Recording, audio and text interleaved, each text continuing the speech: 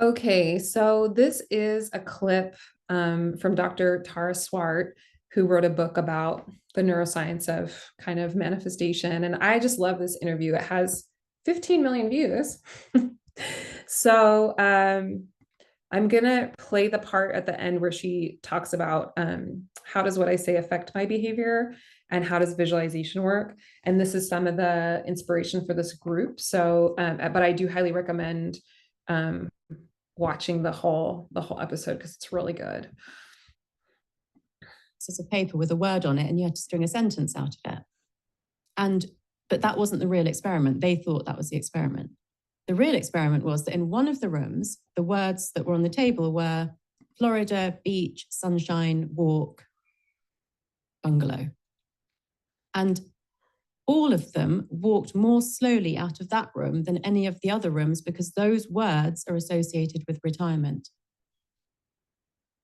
And that made them slow down. That, you asked me, is language important to our brain? That's how important it is.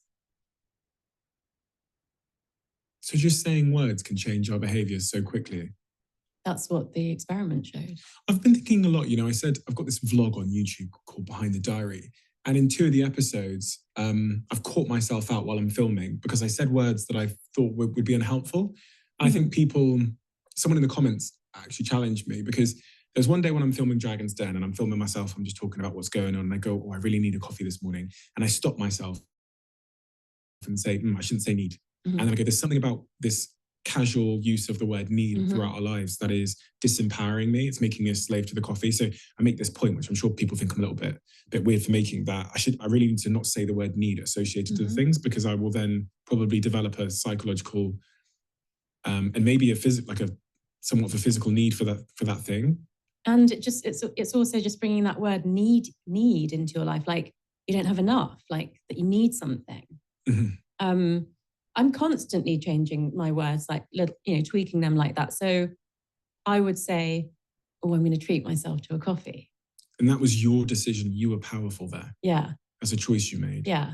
There's an overarching point here about personal responsibility as well. When people talk about, I can't exercise, I don't have any time, it feels like a really disempowering frame versus I've got other priorities.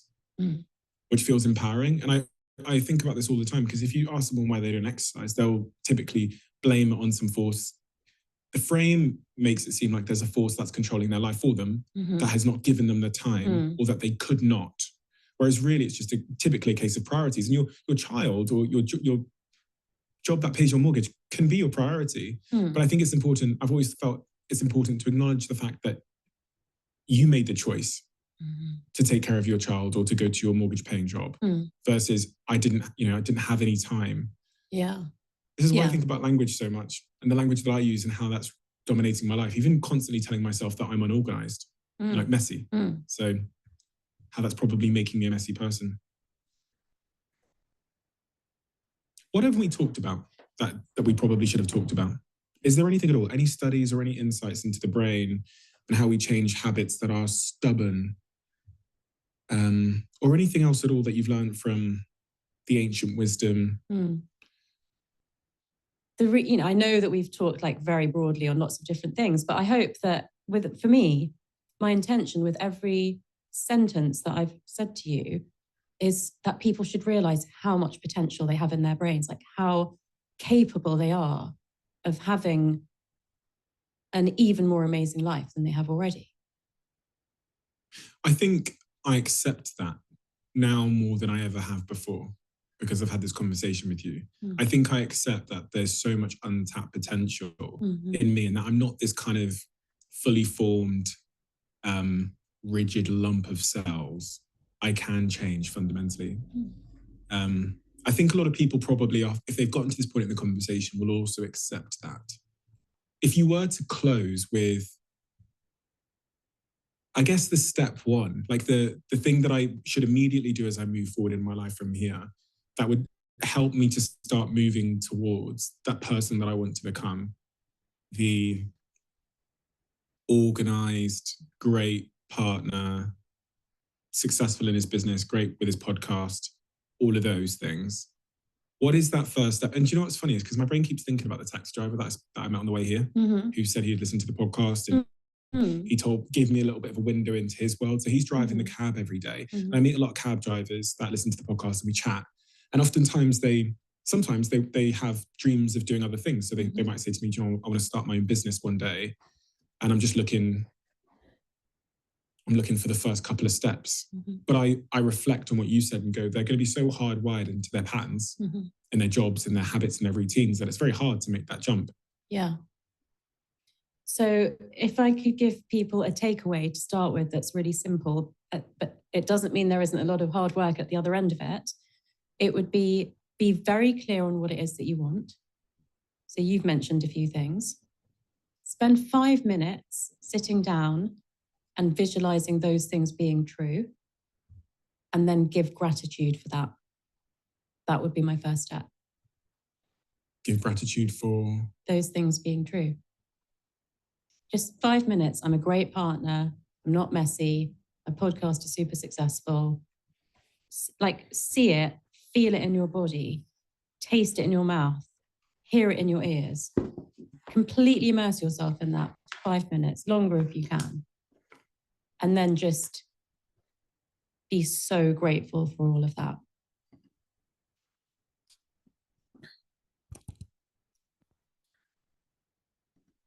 Okay, so if you have a journal or paper pen nearby, we will do the activity that she has recommended. So take a few minutes. We'll take like 3 minutes to go ahead and I think it's really good to start by maybe writing down some of the limiting beliefs that Stephen mentioned, like I'm messy. And then you want to try and flip that. I'm well organized. And so take a few minutes to see like where your language is showing you like, oh, I'm really bad at managing my finances, and flip that. I'm really good at managing my finances, especially with things like goals you may have. So if it's like searching for a new job is so hard, you may want to flip that. Searching for a job is really fun and there's lots of opportunities for me. So take a few minutes. I'll set my timer for like three minutes. Or let's do 2 minutes. And then we'll take time at the end to visualize.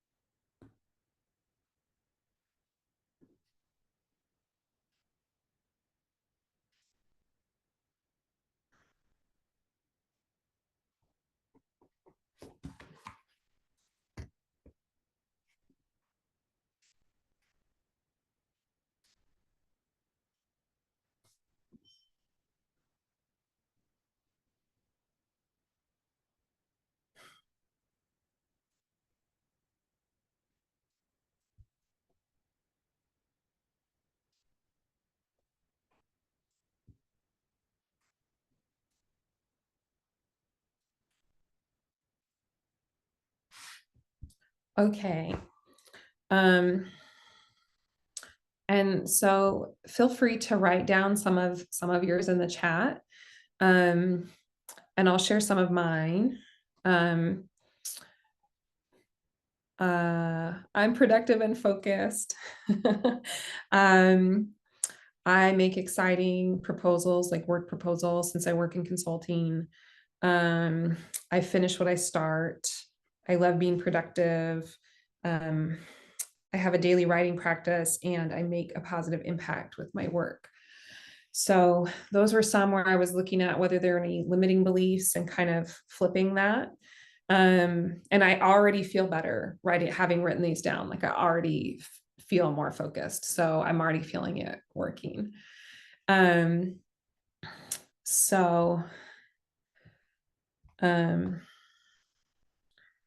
love to see some of yours, and then we'll do a little.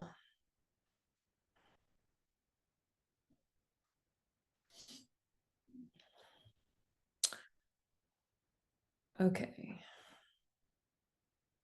Okay, cool. Yeah, good ones. Okay, so now I will lead a 3-minute meditation. Are you ready? Okay. So wherever you are, sit up straight, and you can close your eyes and roll your shoulders back and take a few deep breaths where you feel your belly expanding.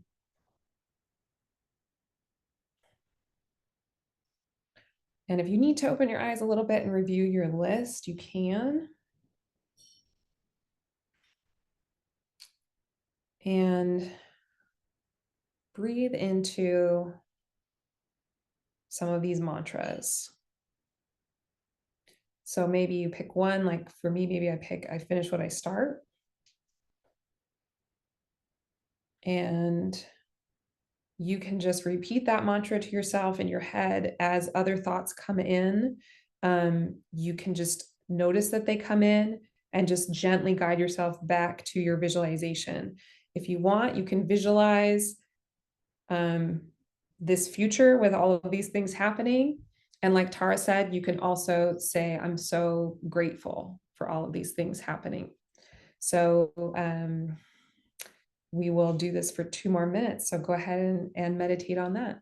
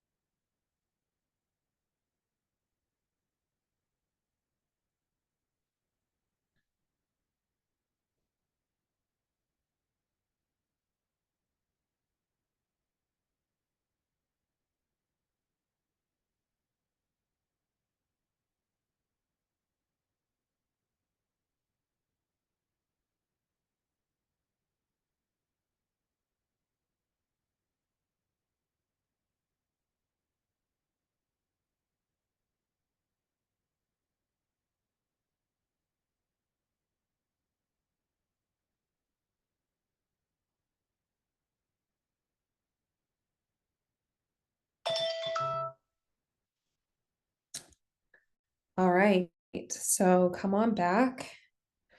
I could already, for the one where I said I'm productive and focused, I had this visualization of like getting up every morning, knowing what I'm going to do, and then sitting down to do it. So I was already like really feeling that. And this saying that a past coach of mine said to me popped into my head, which was, thank the universe in advance for all the gifts you're about to receive. And so I brought that one in there too, which I really like. So it's interesting because to talk about visualization, it sounds like, oh, that there's no way that could work.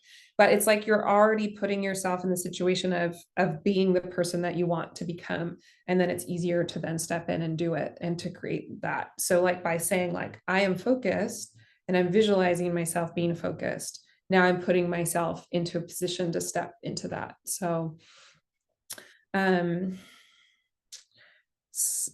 so I'm going to go ahead and stop the recording. But we basically will do something like this in each session where we take a little bit of information in and that we do an exercise, and then we practice that visualization or that meditation with of moving towards what we want to create.